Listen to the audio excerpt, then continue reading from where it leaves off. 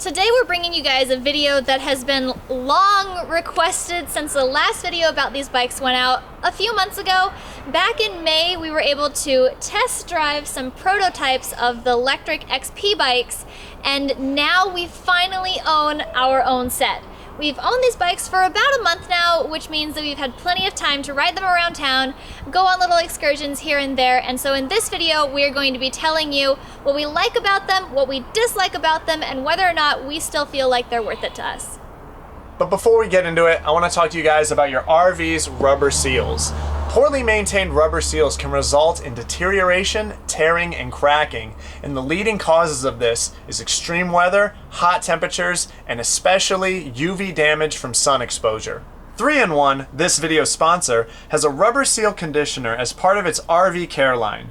It has a long-lasting, water-resistant formula that protects RV rubber seals from friction, wear, and UV damage even in extreme temperatures. We use it on our travel trailer's window, front door, and storage door rubber seals, but it is suitable for use on all RV rubber seal types, especially slide-out seals. Check out the description below on where to find 3-in-1's RV rubber seal conditioner. Now let's get back to it. Now, like Jenny said, a few months ago we tested out prototype versions of these bikes, and if you missed that video, there's a link to it right here if you want to check it out.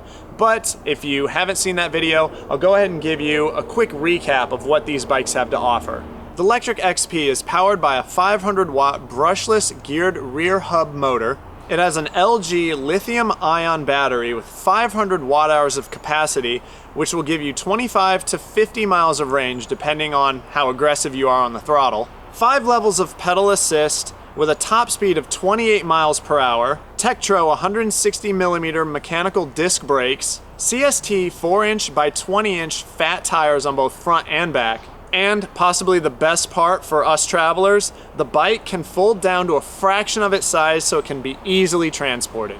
The pre-order price for these bikes was $899, but starting September 1st, the price is going to increase to $999, which is still about 2/3 the price of other competing electric bikes on the market, so that's still pretty good. And if you use promo code FATEUNBOUND when ordering these bikes, you'll get these pannier bags for free. And remember, when you do go to order, you have to add the pannier bags to your cart as well as the bikes, then use promo code FATEUNBOUND and it'll take those right off.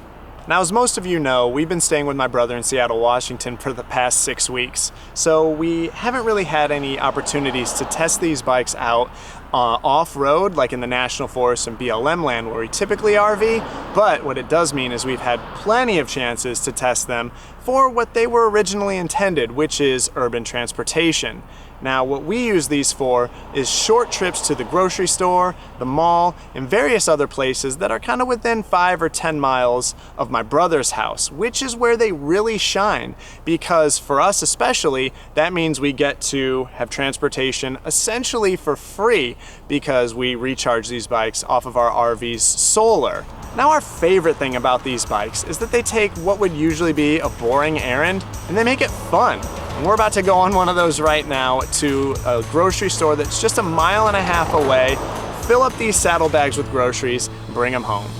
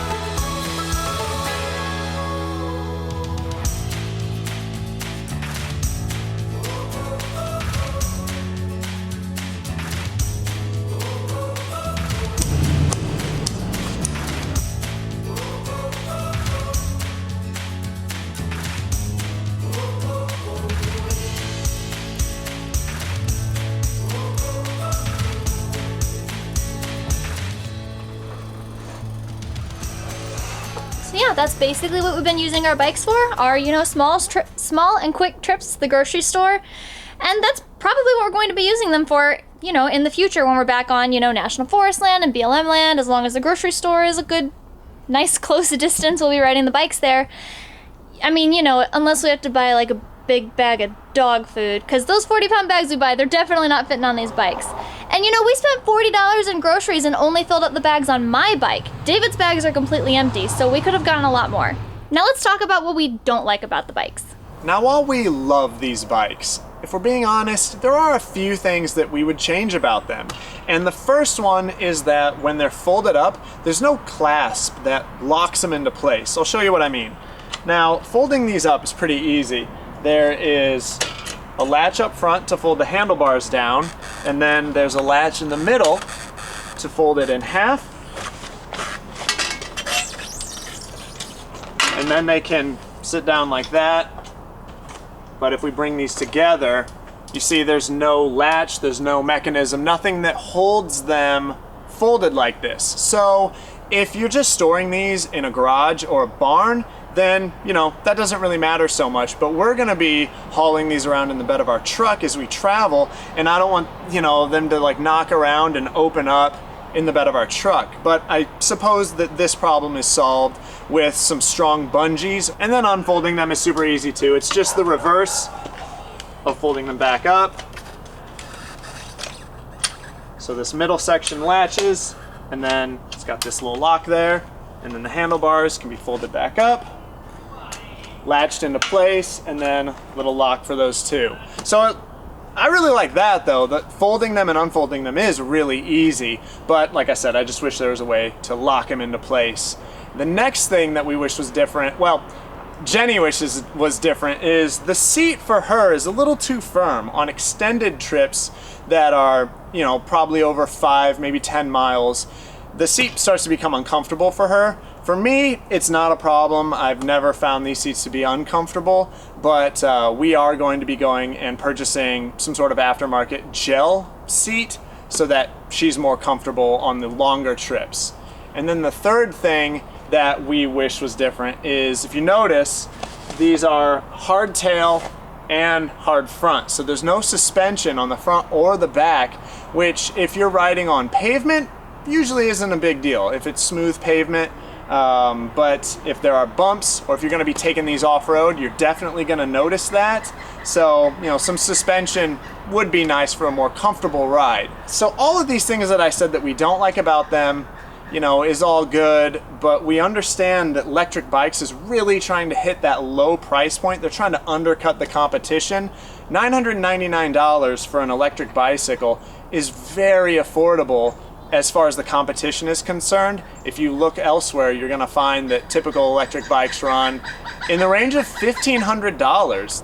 Now there are a ton of things that we do love about our bikes. One of them being that I love the seating position on this bike. When you're sitting on it, you're sitting more upright, and compared to a mountain bike and maybe a road bike where you lean more on your wrists, that can cause a lot of pain for me, so this is perfect for me.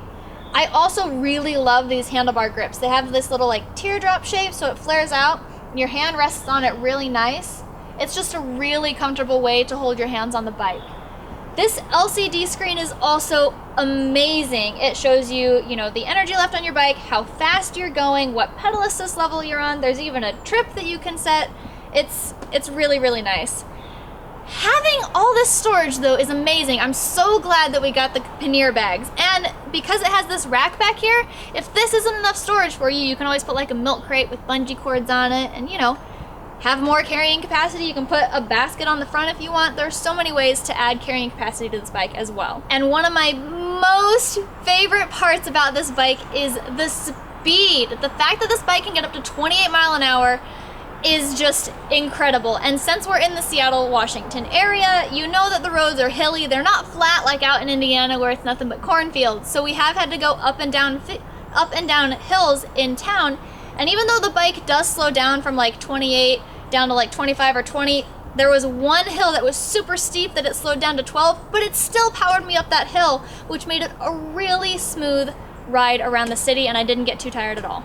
So with all that taken into account, and after owning these for a month and riding over a combined 50 miles on them, do I still think these bikes are worth it? I absolutely do. We have had a blast owning these. They're so much fun to ride, and they really do take what would otherwise be a boring errand and make it enjoyable. Getting from point A to point B on these bikes is just plain fun. Also, it's my understanding that Lectric bikes are developing a cover for these bikes to protect them when, say, they're hooked to the back of an RV, or just if you're going to be keeping them outside. But until that day comes, I do recommend covering them somehow if they're going to be exposed to the elements. If they're going to be hooked to the back of your trailer or something while you're driving down the road. I would want to keep them protected from the rain somehow. I mean, these are $999 after all. So what Lectric Bikes has recommended is, until they develop a cover that fits them really well, you can just buy a nice big grill cover and it should get the job done just fine. If you're interested in getting one of these Lectric e-bikes for yourself, there'll be a link to Lectric's website in the description below. And if you use promo code FATEUNBOUND, all one word, at checkout, you can get a set of these pannier bags for free. Just remember, you do have to add the pannier bags to your cart as well to be able to use the promo code, and it'll remove the $50 off so that you get them for free.